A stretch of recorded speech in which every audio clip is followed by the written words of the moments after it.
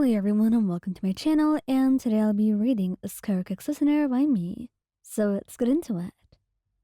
The darkness clings to your skin, suffocating and thick, and you wake up with a gasp that tears through your throat, building up pride in your bed, with your heart hammering against your ribs so hard that you think they might just crack.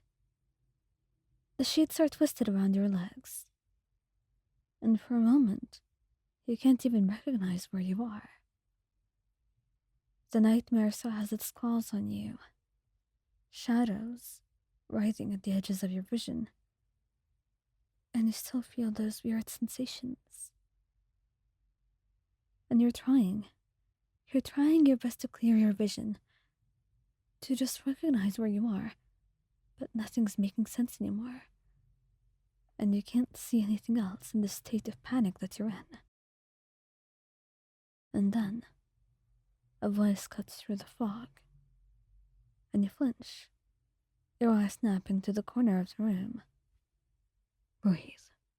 You're alright, Skirk whispers.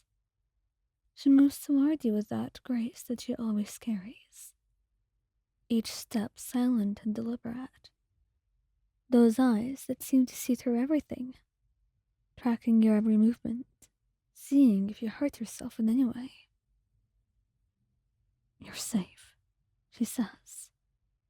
Skirk isn't used to comforting people in this sense.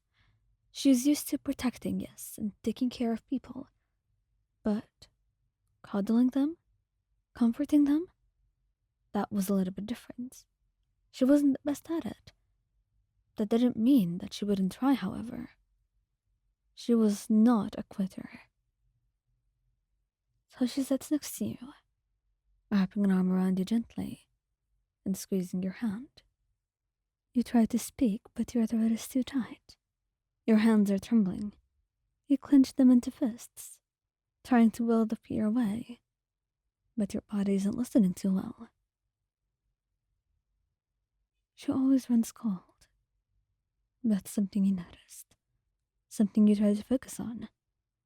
The way that her hands are so cold as she squeezes your own. And you try to ground yourself. Tell me what you saw, she says.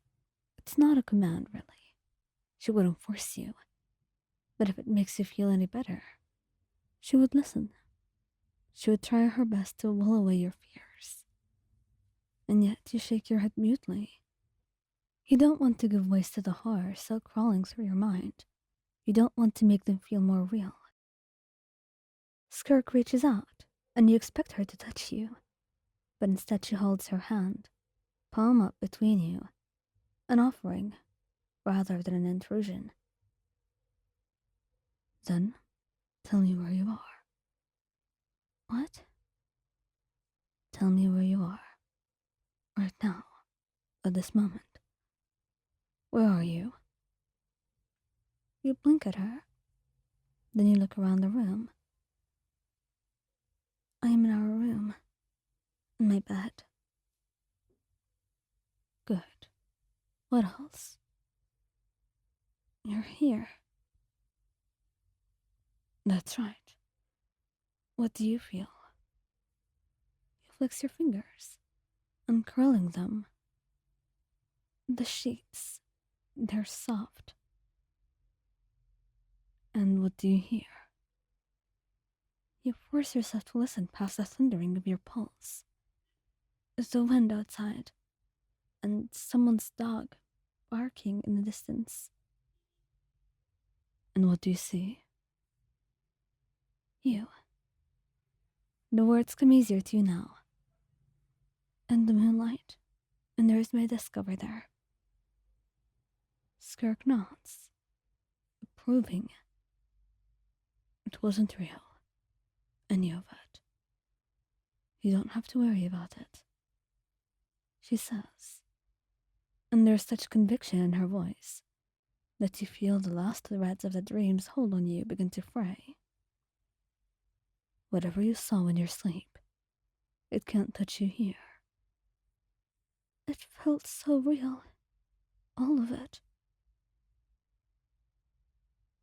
The worst ones always do, There is something in her expression then, a flicker of recognition that suggests she knows exactly what you mean. Of course she does. She shifts slightly, and this time, her hand comes to rest on your shoulder with surprising gentleness.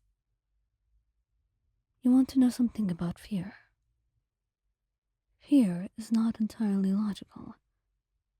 It tells you that you're alive, and that you're worth protecting, that you have to survive. Fear, sometimes, is what gets us through life and gets you to move. You don't want to freeze when you're afraid. But sometimes it's really hard. You shouldn't let it control you. You should know how strong you are. You should understand what you fear. And realize that you can keep going. That you're stronger. You're strong right now, aren't you? I don't feel so strong. Well, I think you are. Do you think I'm wrong? You shake your head, and she smiles. Strength isn't the absence of fear. It's continuing despite it. You woke up, and you're here. And you're fighting your way back to yourself. That is strength. You take a shaky breath, then another. Would you stay? Just for a little while. Skirk regards you for a long moment with those sharp, knowing eyes. Then she nods. I'll stay. She settles more comfortably on the bed. And then you lean against her, your head on her chest, listening to her heartbeat. And that helps you, grounding you more and more. And the trembling finally fades away. And all you can hear is her breathing and her heartbeat, the cool press of her fingers against your own. And then suddenly, it was easy to close your eyes again, even without terror convincing you. Because there's one thing that you know for certain, that even those fears in your mind wouldn't dare come back again. Nothing would dare. Not while she had you. Not while she was here. And as for Skirk, she finds herself pleased when you fall asleep again. And she decides that maybe even she could indulge and stay with you for tonight. Just for tonight. So you wouldn't have to wake up alone.